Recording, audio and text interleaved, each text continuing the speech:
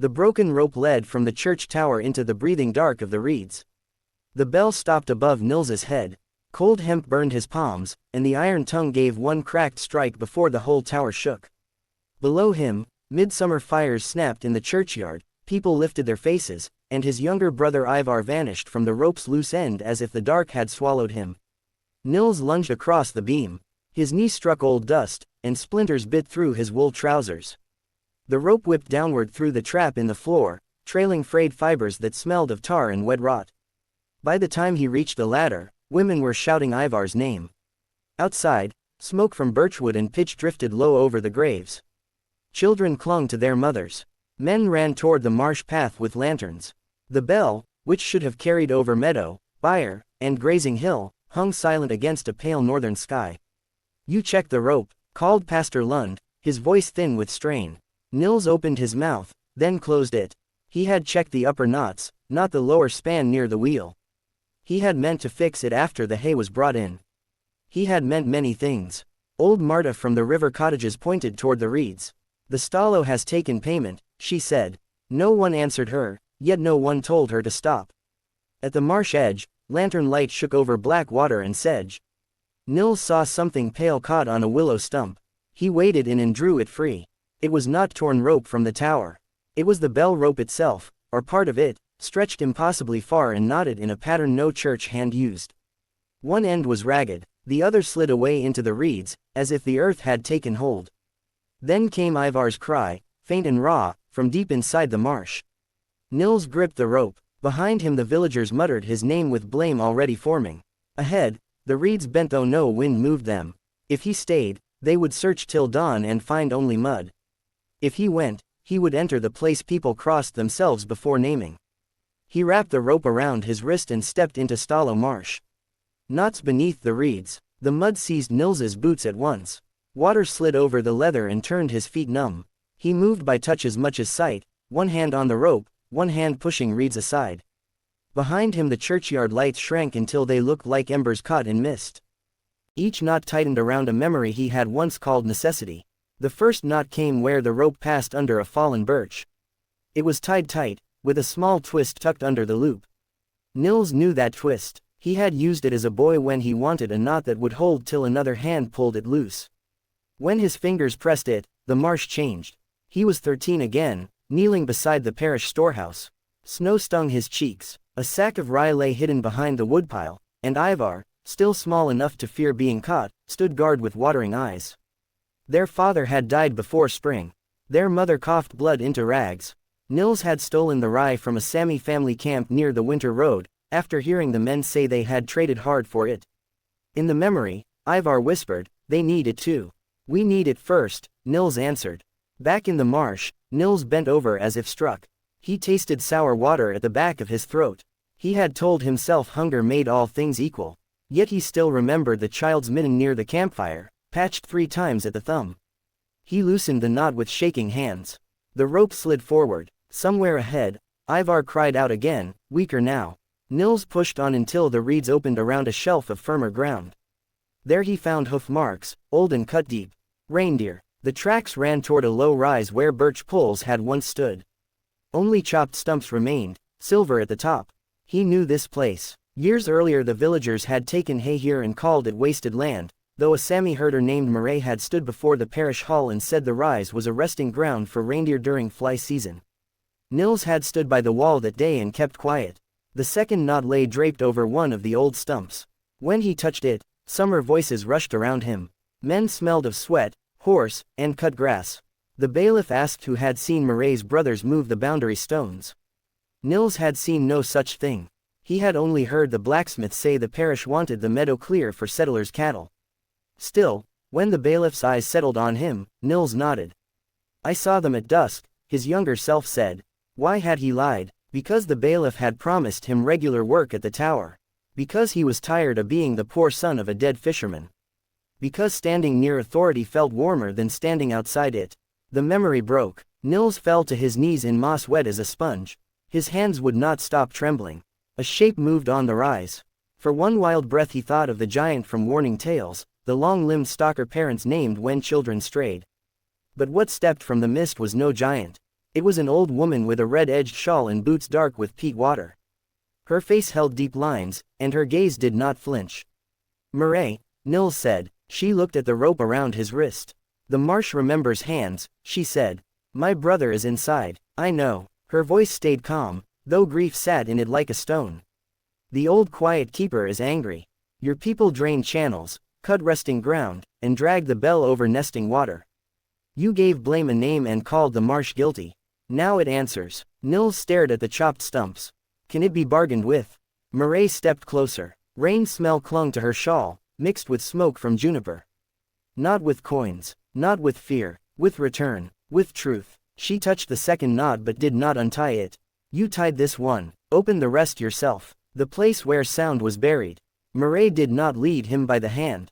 She turned and walked along a strip of ground barely wider than a coffin board, and Nils followed.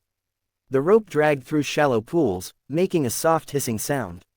Frogs fell, silent when they passed. At the old pool, the Marsh kept account in objects no one had thought worth remembering. "People say the Stalo steals children," Nils said.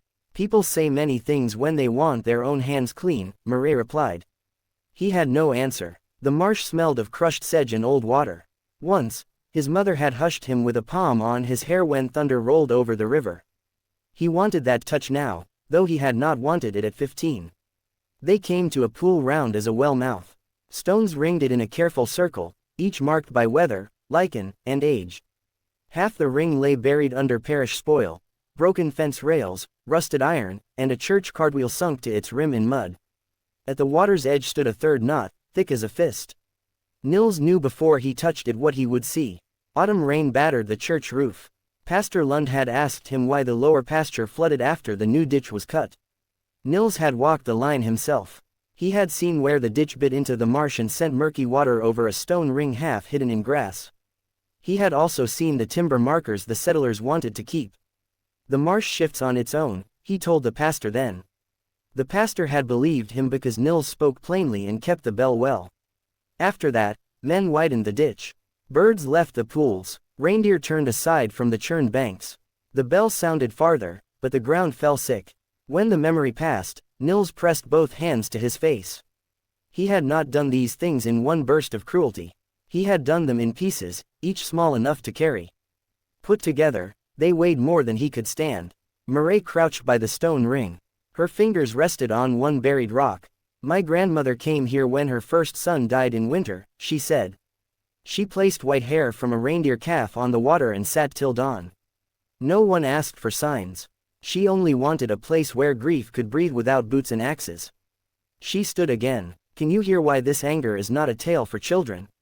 Nils nodded. The pool stirred. Not from wind, not from fish. The surface drew inward, then rose in a slow black swell. Reeds bowed toward it. Out of the water lifted a figure made of peat, root, and long weed-slung hair. Its eyes held a dull amber light, not fierce but starved. Mud streamed from its shoulders. A bell's cracked note seemed to hum inside its chest. Nils stepped back and nearly slipped. Murray did not. "Keeper," she said, and bowed her head.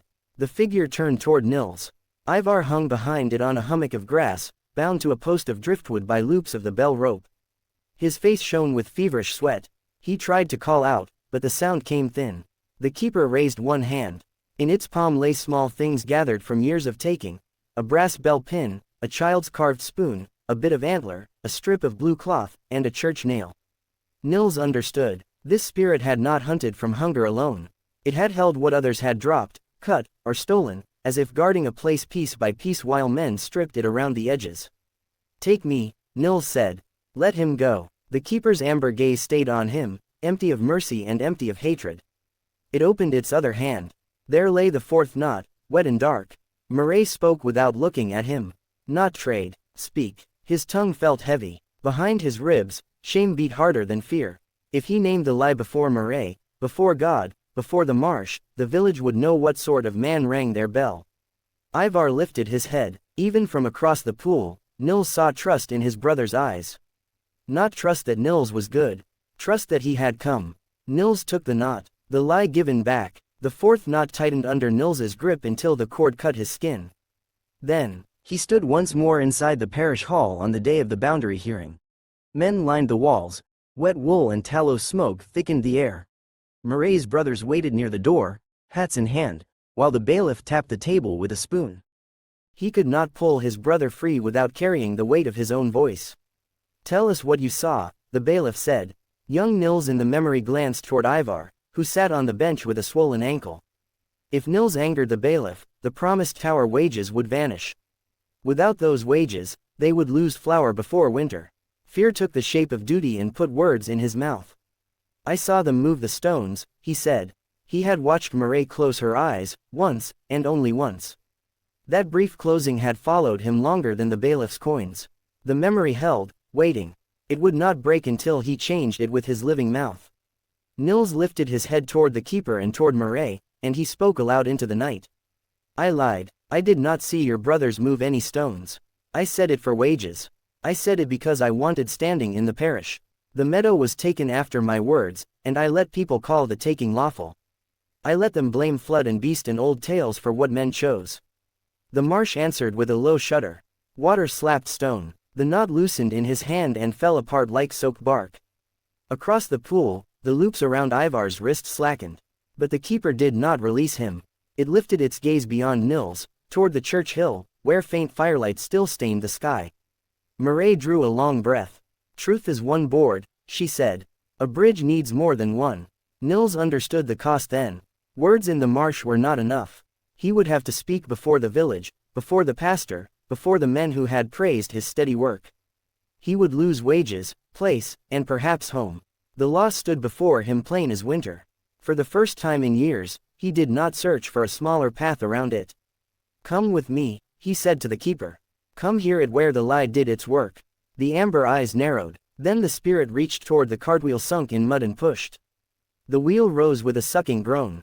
Under it lay one of the old boundary stones, marked by cuts made with a hand tool long before Nils was born. Murray touched the stone as if greeting kin. Tears shone in her eyes, but her mouth stayed firm. "Carry it," she said. Nils heaved the stone onto his shoulder. Peat smeared his coat. The weight drove him down, yet he kept his footing. Murray took Ivar's arm when the boy stumbled free of the hummock. The keeper sank lower in the pool, then moved after them beneath the skin of the water, a dark line tracking through reeds. They returned by the rope. At the marsh edge the villagers drew back. Some crossed themselves. Others called out in relief at seeing Ivar alive. Pastor Lund hurried forward, then stopped when he saw the stone on Nils's shoulder and Murray beside him. Nils did not wait for comfort. He climbed the church steps, turned, and set the boundary stone before the door with a thud that hushed the yard. "I must speak," he said. The wind had dropped. From the marsh came the smell of wet earth and distant flowers crushed under feet. Faces lifted in lantern light, uncertain and hard. Nils told them all of it. He told of the rye, the false witness, the ditch, the hidden ring of stones, and the fear people had fed with the name Stalo so they would not speak of greed. He named his own part first and longest. When murmurs rose, he did not turn away. Pastor Lund's face lost color. The bailiff stared at the stone as if it might accuse him by itself. A settler whose cattle grazed the lower meadow muttered that old ground claims meant nothing now. Then Ivar, shivering in Murray's shawl, said, "I heard crying in the reeds." Not a beast, the ground itself. Silence followed. In that silence, the marsh water beyond the graves gave one slow ripple though the air stood still. When the bell found its voice no one slept before dawn. Men argued in low fierce bursts. Women carried blankets, water, and hot broth from house to house. The pastor sent 2 boys for the parish records. Murray sat on the church bench with Ivar's head against her shoulder, and no one asked her to move. He pulled the rope not to command the valley, but to make it listen. When morning light spread over the graves, pale as skimmed milk, Nils climbed the tower with a new length of rope. His shoulders ached from the stone. His palms had split where the wet hemp had burned them. Below, Swede settlers stood on one side of the yard and Sami families, called in from nearby camps, stood on the other. Between them lay the boundary stone, washed clean. He fed the rope through the wheel and tied each knot slowly. This time he checked every span, then checked again. Tar stained his thumbs. The smell brought back the years he had thought skill alone could save a man from account. Pastor Lund came partway up the ladder. "If you ring now," he said, "some will hear defiance." Nils looked down at the gathered people. Then let them hear it together. The pastor held his gaze a moment, then nodded once and stepped back. Nils drew the rope. The bell answered with a rough, wounded note. Another pull gave a fuller sound. By the third, the old iron found its chest, and the voice rolled over graveyard, meadow, and marsh. Geese lifted from the reeds. Dogs barked in the cottages by the river. On the hill path, more people stopped and listened. Nils did not ring for festival. He rang in measured strokes, the way the parish did for assembly in times of flood or fire. Each note said the same thing: come and stand where all can see. People came. The records showed older grazing rights than the settlers had admitted. The hidden stone matched marks on a map kept in a chest under the pastor's books. 2 elders from the Sami families spoke, not with anger alone but with weary detail: where calves once rested, where birds had nested, where the ditch cut the water's old path. A farmer whose field bordered the marsh admitted he had seen the water turn black after the digging. Another said he had found church timber stacked near the stone ring and had said nothing. The hard peace began there, not with embrace but with work. Men filled part of the ditch with spades and sod. Fence rails were dragged from the old pool. The lower meadow was marked for shared passage after haying, not summer grazing. The stone ring was cleared and left untouched. Pastor Lund ordered the parish chest to record the agreement in both Swedish and, with help from Mare's nephew, in Sami words spoken aloud for all present. Near noon, Nils walked with Mare to the marsh edge. Sunlight broke through cloud in thin bands and warmed the tops of the reeds. The keeper waited at the pool, half seen under duckweed and shadow. Mare placed on the water a strip of white reindeer hair. Nils laid beside it the brass bell pin he had found lodged in the broken rope. Neither asked for a sign. For a while they only listened to insects and the far call of a curlew. Then the pool released a soft bubble. The surface eased. The dark line beneath it thinned and faded into stillness. Ivar, leaning on a stick, came up beside his brother. His face looked smaller after the night, but his eyes were clear. "Will they let you keep the bell?" he asked. Nils watched the church tower lift over birch and grave markers. "I do not know," he said. That evening Pastor Lund gave the answer. Nils could remain bell ringer if the parish agreed, but his wages would be reduced until the stolen rye was repaid to Mare's kin and the marsh work finished. A few men objected. More stayed silent. At last Mare said, "Let the hand that broke trust labor where all can hear whether it is steady."